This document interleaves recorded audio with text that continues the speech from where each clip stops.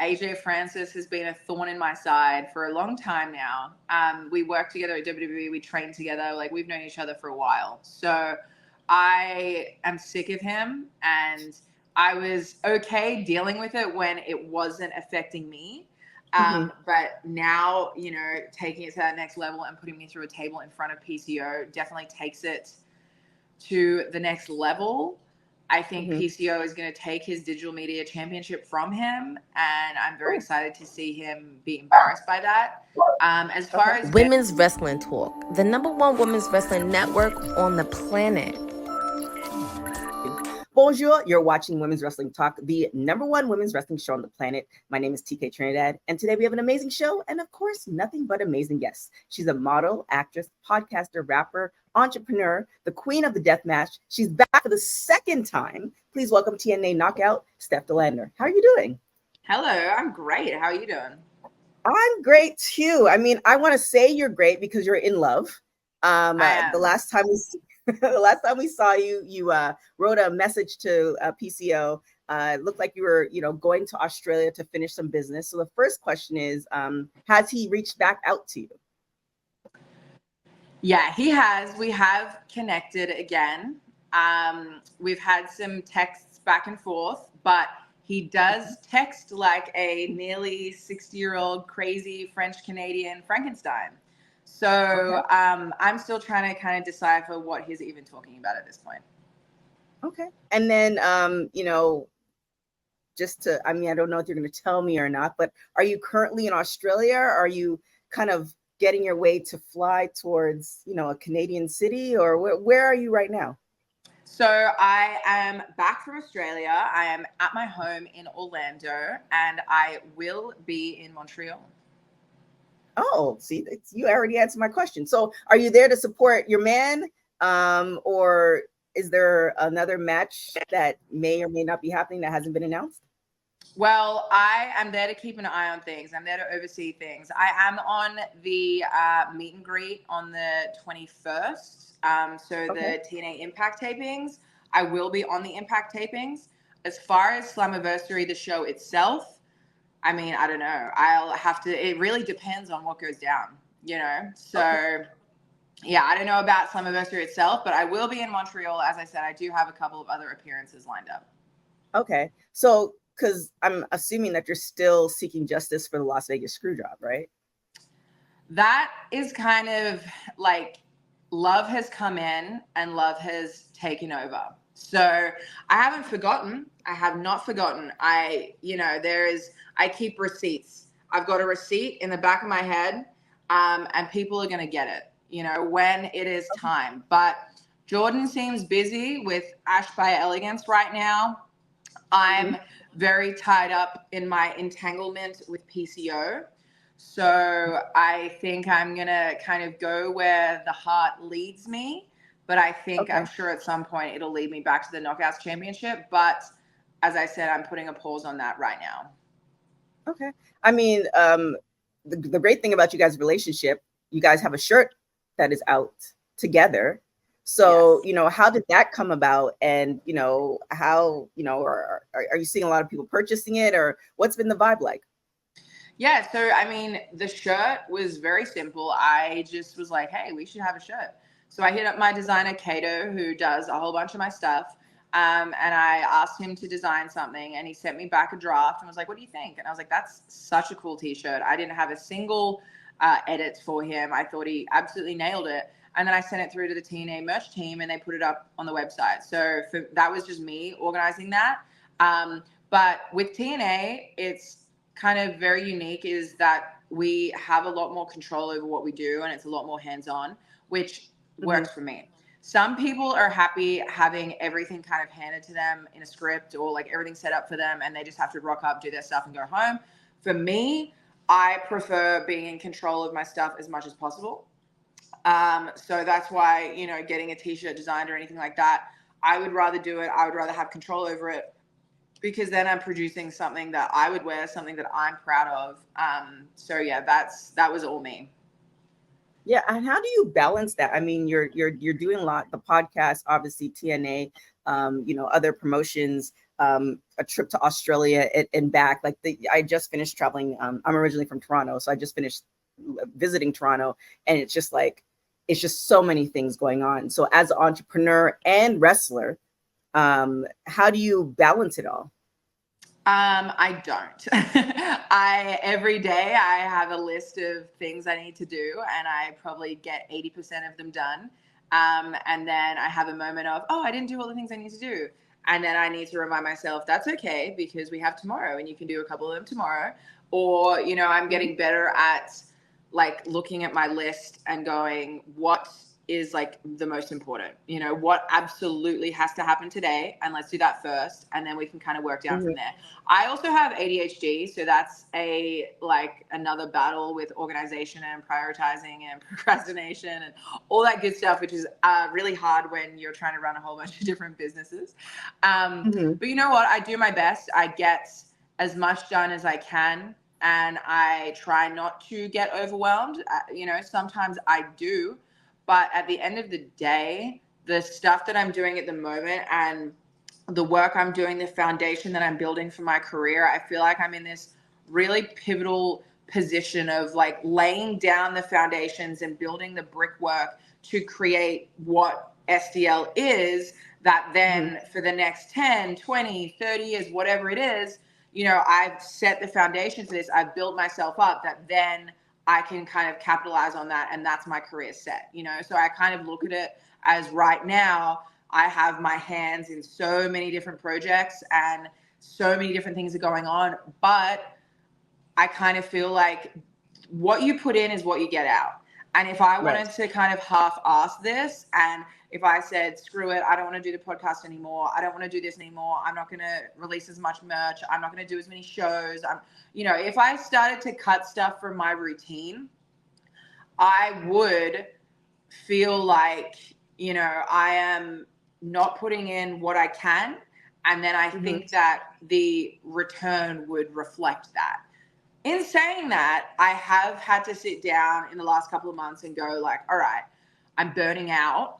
Where can I cut something? Like something has to give. And I think you do need to, evaluate your situation. So I did have to sit down and go, okay, what makes me the most money? What is building my brand the most? What is the most fruitful? What helps me get to where I need to be? And we're going to keep all of that. We're going to prioritize that. What am I doing that I don't really feel like is kind of in line with that, or isn't making me a whole bunch of money, or I'm not really enjoying right now?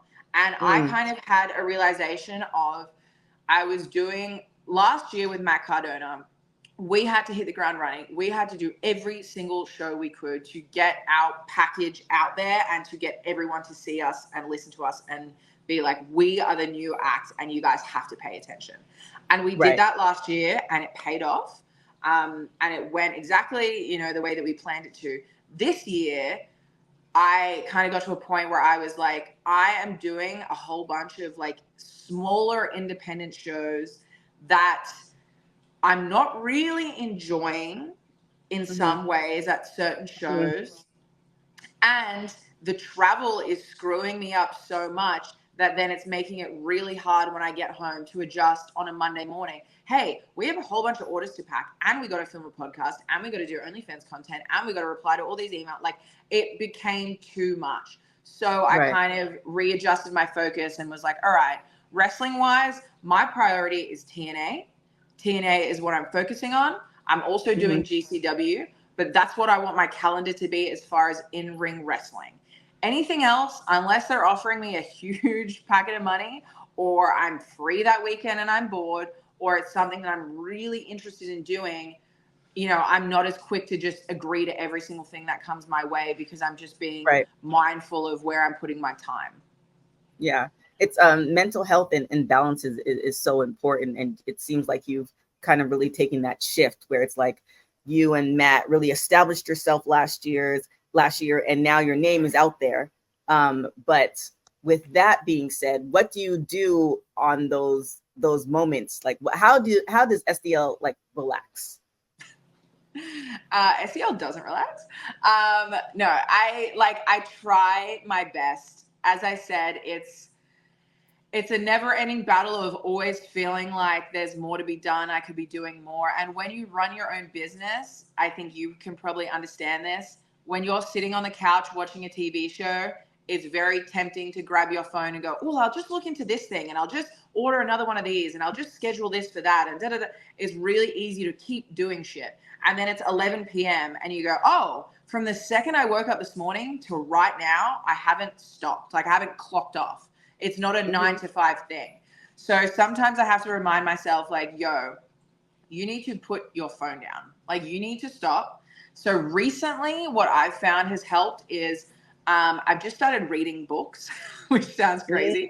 But I've just got into reading. So I've kind of allotted myself at least like 30 minutes per day, if not maybe an hour, but 30 is probably more realistic, to sit down, put my phone down, do not touch it, take my watch off that dings every time I get a text message. And all I'm doing is reading my book. And I try and do it sitting outside, or I try and do it lying by the pool because we've got a pool at our complex. So that is like my don't talk to me. I'm not thinking about work. I am just reading whatever I'm reading and I'm immersed in it. So I found that has helped to kind of like reset myself. Like if I've had a morning of a few hours of doing stuff, if I can sit down for 30 minutes, eat lunch, recalibrate, read for a bit, then I'm ready to go like, okay, now I've got another few hours of doing stuff. It's just kind of like this reset. I used to have that when I worked out, because I used to train at a CrossFit gym, and I'm having a break for like just a couple of months just to give my body a rest. But CrossFit was great for that too, because it was an hour of like, don't touch your phone. You're doing a class, no work. And it was sad, but I realized like that was the 1 hour of the day that I didn't touch my phone. Like that was the only time. Yeah, and CrossFit workouts don't really allow. I'm a big proponent of CrossFit. I've done CrossFit for a very long time. I'm taking a break as well, but CrossFit, it doesn't. The workouts don't really allow you for you to, even if you go to your phone, you don't have enough time to actually. You can't be on your phone, and you also can't even like, you're so gassed that you can't even be thinking like, if you're doing bicep curls, you can go, oh shit, I should reply to that email. But if you're doing CrossFit, your body and mind is like in that workout for an hour. And I missed that. So that's, as I said, when I get back to it, I'm looking forward to that. But in the meantime, I've had to replace that half hour or hour of like, do not fucking talk to me with something else. And that's been reading. So that's been good for me too. Oh, nice. And is there anything in particular that you like reading as far as, nonfiction, fiction? Because I like reading as well. But what happens is I'll read for work. And so it kind of defeats the purpose. So is there anything in particular that you like reading?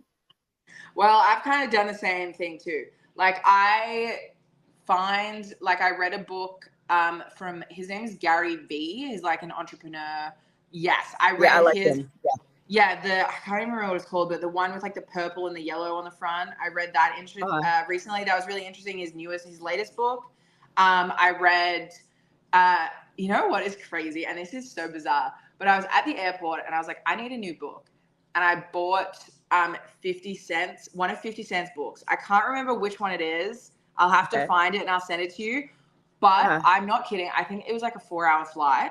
I read it start to finish, the whole flight. Didn't touch my phone, didn't look at anything else. I read the entire book. It was so insightful. And I didn't expect that from 50 Cent. Like I love hip hop. But I didn't expect to feel like so, I don't know, connected and inspired by it. I was like, oh, this is crazy. I just finished Ronda Rousey's autobiography, which her latest book, which was great. So I like realism. I like a real story. I like an autobiography or something where I like to learn about shit that I care about. I'm not really interested in reading like a book about dragons and what, like, I don't really care about that. I still want to feel like I'm like, my brain is kind of working, which I know kind of defeats the purpose, but I also know myself enough now to know, like, I'm just not going to connect with something if it's not my vibe. So if I can find something that, I'm interested in and I can keep reading and reading and reading, then like, let's just go with that. Yeah. Inspirational. Rick Ross also has a good bio as well. If you want to check that out. Okay. I'll have a look. Yeah, so definitely check that out. But kind of going back to the wrestling things. So PCO is having a match with AJ Francis. He recently put you through a table. So, I mean, is there some vengeance on the mind for Slammiversary in regards to AJ? Yeah, I mean, I'm definitely not happy about that. AJ Francis has been a thorn in my side for a long time now. We worked together at WWE. We trained together. Like, we've known each other for a while. So I am sick of him, and I was okay dealing with it when it wasn't affecting me. But now, you know, taking it to that next level and putting me through a table in front of PCO definitely takes it to the next level. I think PCO is going to take his digital media championship from him, and I'm very excited to see him be embarrassed by that.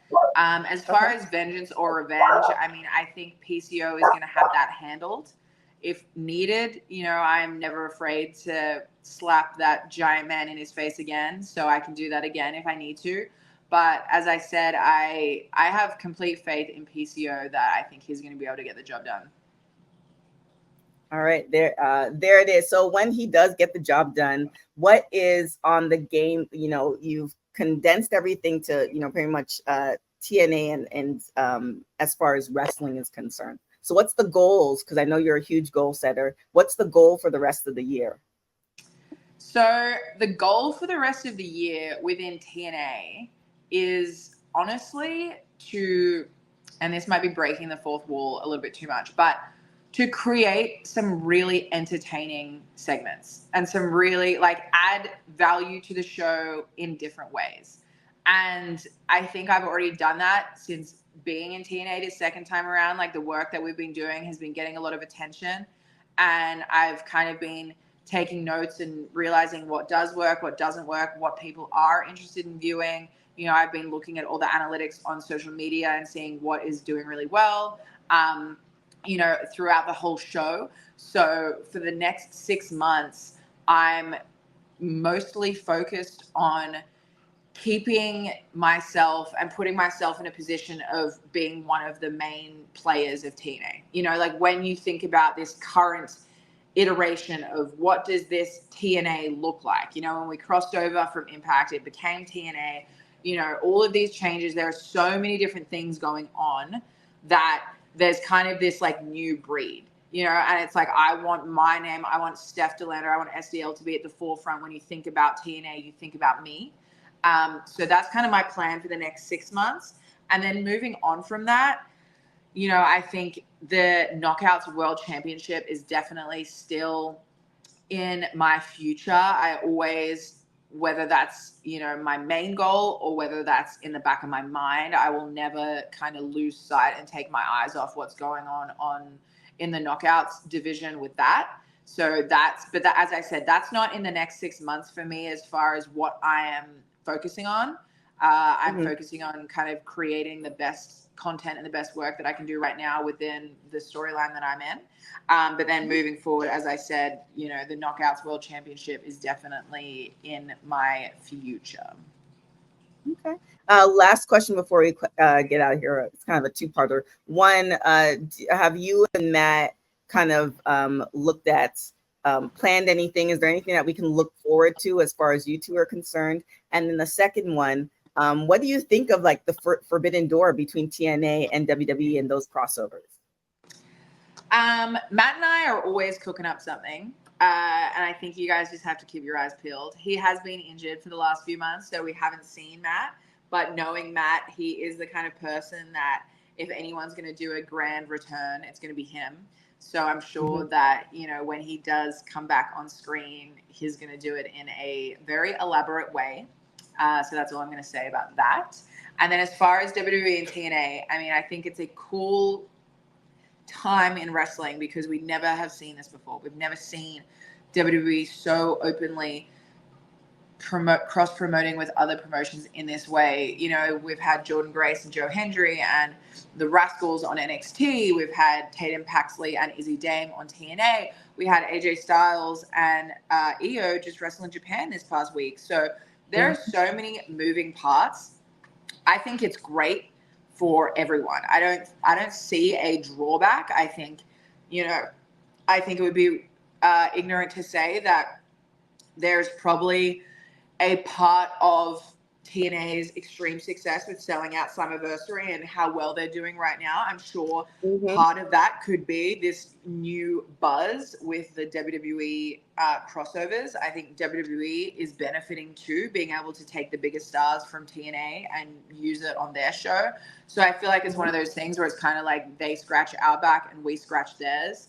As far as whether or not I would be interested in doing that too, it's all going to come down to circumstance. I do think there are some interesting story beats that could be explored at some point, and that's what I care about more than anything else. I'm not really interested in like, oh, I would have a cool match with whoever. Like, I don't really care about that. For me, it's more like, who there do I have unfinished business with? And there actually is a couple of people that I do have unfinished business with in reality and in storyline. So I think if I were to show up in WWE in any form, whatever happens, if I were to show up in WWE, it would definitely be something worth keeping your eyes on for sure. Ooh, you left it on a cliffhanger. You don't want to say any names that you have unfinished business? I mean, I think if you watched me in WWE, like, I was literally in the middle of a love storyline when I got released.